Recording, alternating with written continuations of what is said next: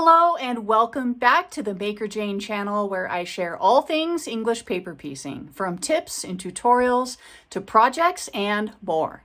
So if you love EPP like I do, please consider subscribing. In this video, I'm going to show you how to glue baste your Hexagon templates to your fabric. That will prepare you and set you up so that you can start stitching your English paper piecing projects. If you're just getting started with English paper piecing and you are in need of some Hexagon templates, I have created a free download for you so you can download 3 different sizes of hexagons in one file, and I'll put a link down below in the description. It's a PDF download. It's super easy and quick to print off, and you can have Hexagon templates almost instantaneously.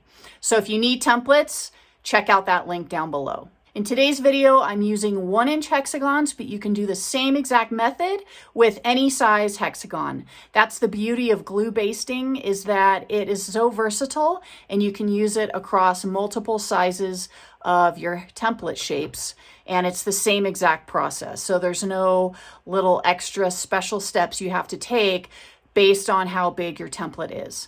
So let's take a look at the table and I'll show you how to glue baste your Hexagon templates. So I have some hexies here that I've already started, and they're not quite finished yet, but I'm just making a stack over here. I like to work in batches, so I will do the first step on like a stack, and this is the stack of fabric that I'm working on making hexies out of. I have a plan for this fabric to make a pattern that I'll be publishing on my website in the near future. But for whatever hexagon pieces or shapes that I don't use that I've basted from this fabric, I will just put those in with my extras from other projects, and I just collect hexies. And then over time, this will fill up with various fabrics and various colors of hexagons that I can then use for a future project, maybe a scrappy quilt or something like that. So that's typically what I do.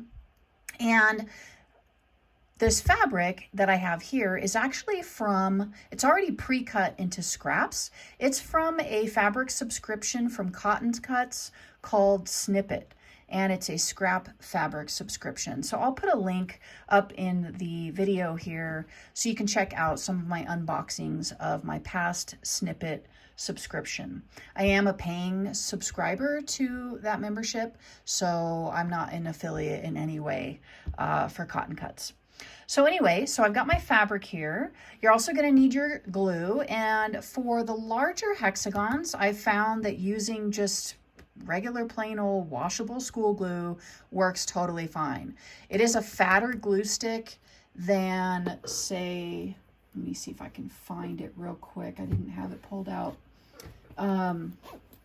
It's a fatter glue stick than the Soline glue pen, and I'm actually out right now. I haven't put my refill back in, but when it's refilled, the glue stick for the Soline is only this wide, which is about 1/4 inch. It's a nice, yeah, it is 1/4 inch.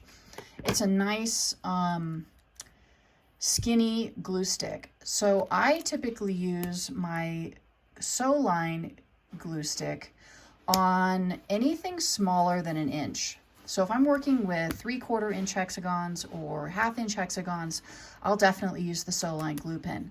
I have yet to work on 1/4 inch hexagons, but I would for sure use this on those as well.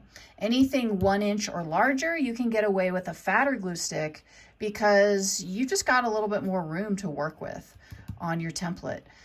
Also, when you use larger shapes, you typically will be cutting a larger seam allowance, so that gives you a little bit of extra leeway as well to be able to use a thicker glue stick. So that's what I'll be using today, is my just plain old store-bought, I actually found this at the grocery store, washable school glue. You want to make sure that it's washable. In addition to our glue, we're going to need some scissors, and I've got a pair of really nice embroidery scissors here. This is actually a pair by Ginger, and these are fantastic scissors for not only cutting your thread when you're stitching, but also for cutting fabric. I have some other snips that are just, you know, not even a brand name, just regular snips you can get online, and they do not cut fabric very well. So if you'd like to get some scissors like this, I'll put a link to these down in the description below. So you're going to need some scissors, your glue, and your fabric and your templates. If you don't have any Hexagon templates, I do have 3 different sizes of hexagons available for you for free. I'll put a link to that down below in the description, so you can download your free hexies from my website there. The sizes I include are 1 inch, I think I've got a 3/4 inch, and I also have a 1/2 inch in that set. And I think there's a coloring page in there too, so you can play around with different designs.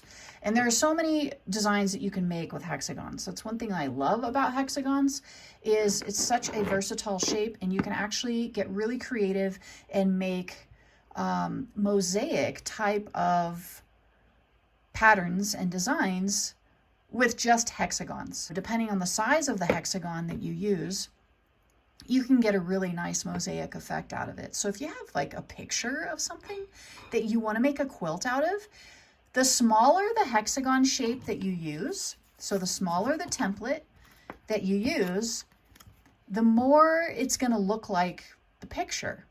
Think of it as like a picture that you have on your computer that looks really pixelated. In other words, the pixels are really big and square, and it makes the picture just look blocky. Well, the larger template that you use, if you're going to use hexagons, which you could, the more chunky or more pixelated that design or that image will be. But if you use the smaller hexagons, like maybe a 1/2 inch or a 1/4 inch, when you stand far away from it, it's going to look more like a picture, you know, a digital picture where the pixels are smaller. Just some ideas on how you can use your hexagons. So let's go ahead and start getting into this pile. The first thing you want to do is you want to make sure that you put your fabric right side down. So you want to be looking at the wrong side of your fabric. Then we're going to grab a template and we're going to grab our glue. And when you're gluing for the initial template to the fabric, you only need a tiny little dot. You don't need a lot of glue at all. And then you flip it over and you want to stick it to the wrong side of your fabric. I just push down nice and firm on that so that it sticks to the fabric. And I have another little pile kind of collecting over here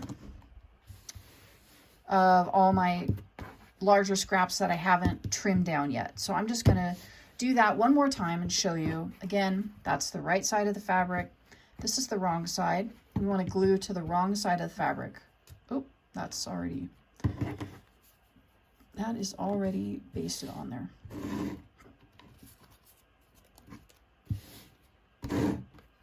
Just trying to get everything in the frame so you can see it all. Okay, there we go. My templates are in that little plastic thing there. So again, just put a little dab of glue, flip it over, and stick it on the wrong side of the fabric.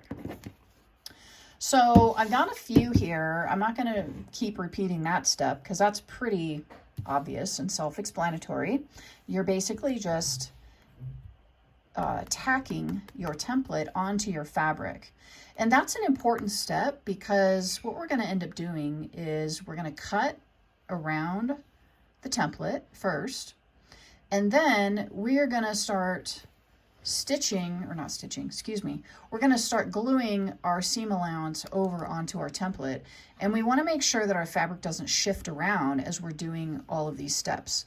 That's why I like to glue, tack the template to the fabric. Okay, so next up, you want to grab your scissors once you've got maybe a stack of, you know, however many you want to make, and you want to trim away the extra fabric.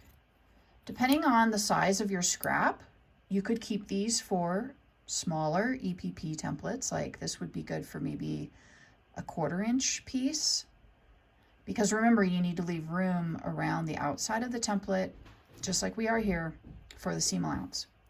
What I typically do with my scraps is anything that's 1 inch or over in size, I keep them for crumb quilting. So I've just got a little pile that I have going over there.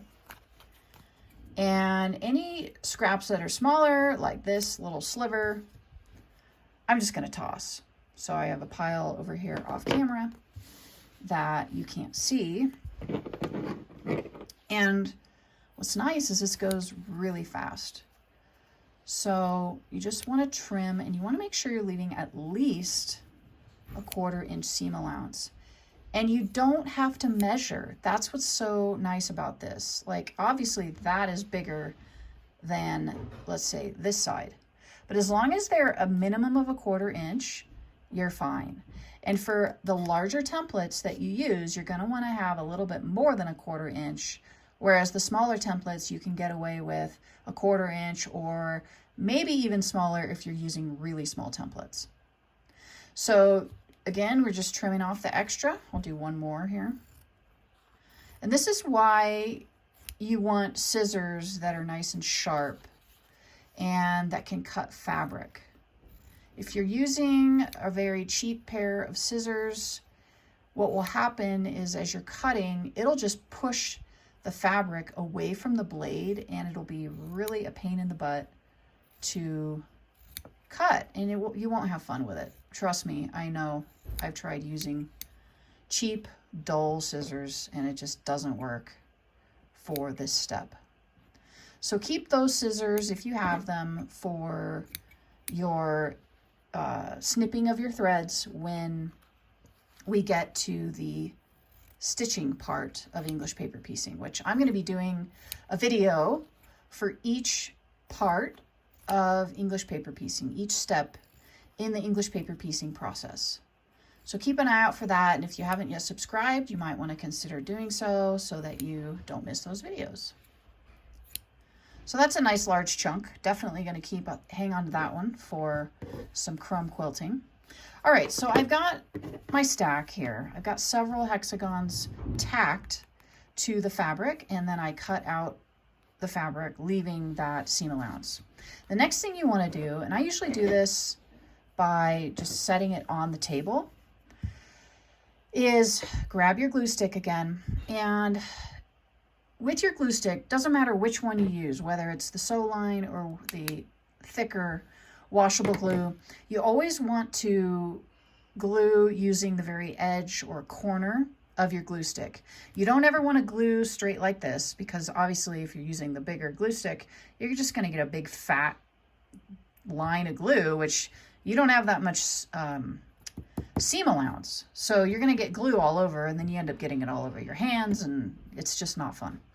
So what we do instead is we use the corner of the glue stick, and you want to just lay down a little bit of glue. You don't need a whole lot. And you also don't want to bring it right up to the edge of the paper, because when we get to our stitching portion of English paper piecing, our needle is going to be coming through our fabric right at that edge. And if there's glue there, it could gum up your needle and make your stitching process less fun. So you might be able to see it right now. My glue is actually disappearing as it's drying. So I'm going to put a little bit more glue down because I'm just sitting here talking and it's drying.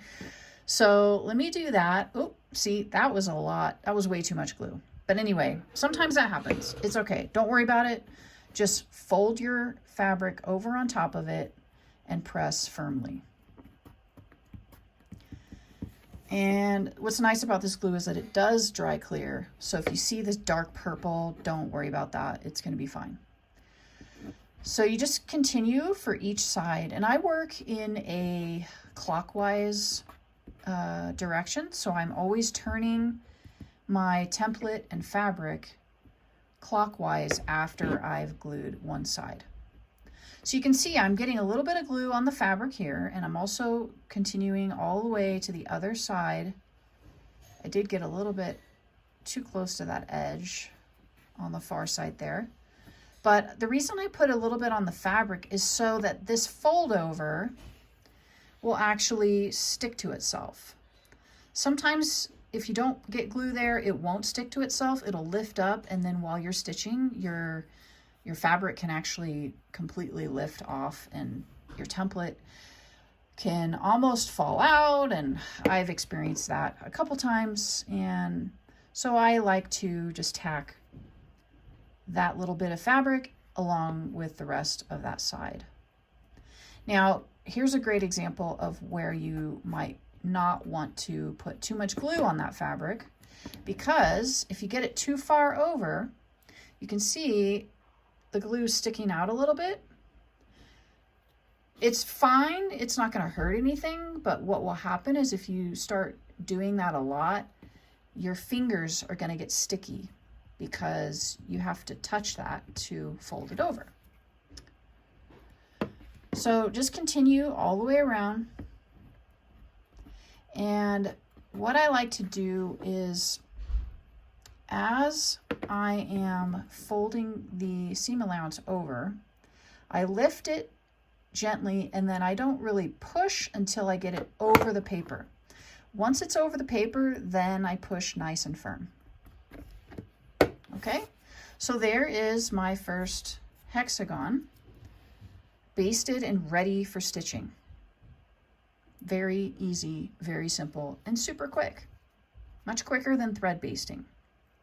And I am planning on doing a future video where I'm going to be comparing glue basting versus thread basting and go over the differences, the benefits and drawbacks of each, why you might want to use one technique over another, and just kind of discuss both options overall, because I know a lot of people have questions about glue basting and they've never tried it before, and some people have questions about thread basting and have never tried it before. So I'll be doing that comparison video in the near future. So I went ahead and started another hexagon, as you can see.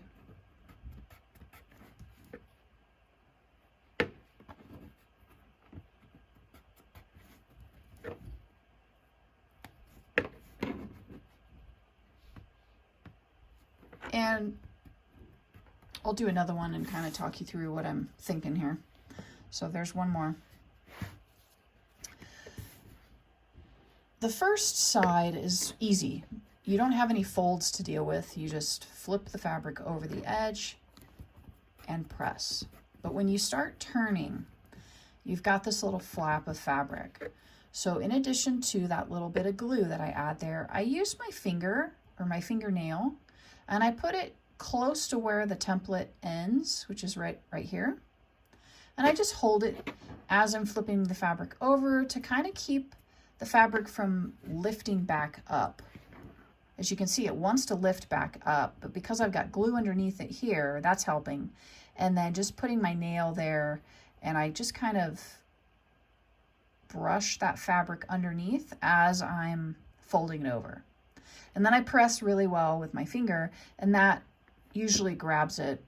And of course it's not doing it now, but then I go and press the rest of that seam allowance. I like to press my seams over like this because I like my edges of my shapes nice and crisp, and I like the corners to be nice and sharp and crisp.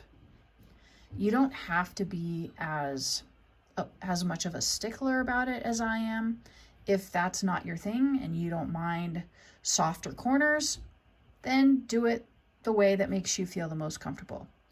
But I like to have sharp corners, and so I'm just sharing with you my technique for glue basting.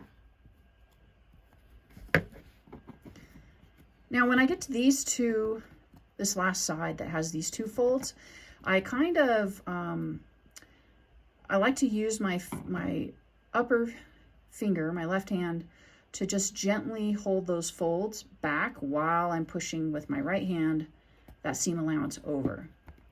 Being careful not to get my hands in the glue.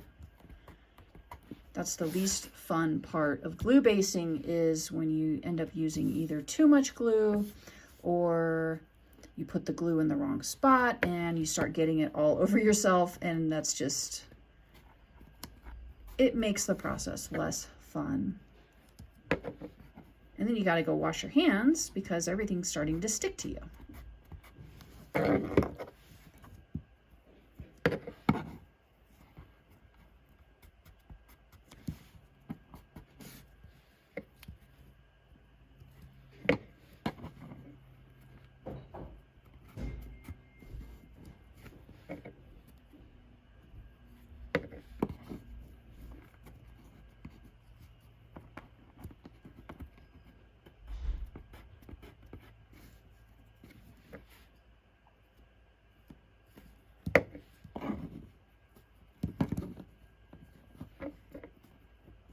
So I think you're getting the idea. I hope this video was helpful for you, especially if you're brand new to English paper piecing or maybe brand new to glue basting. Maybe you have been an experienced English paper piecer, but you have done all your basting using thread.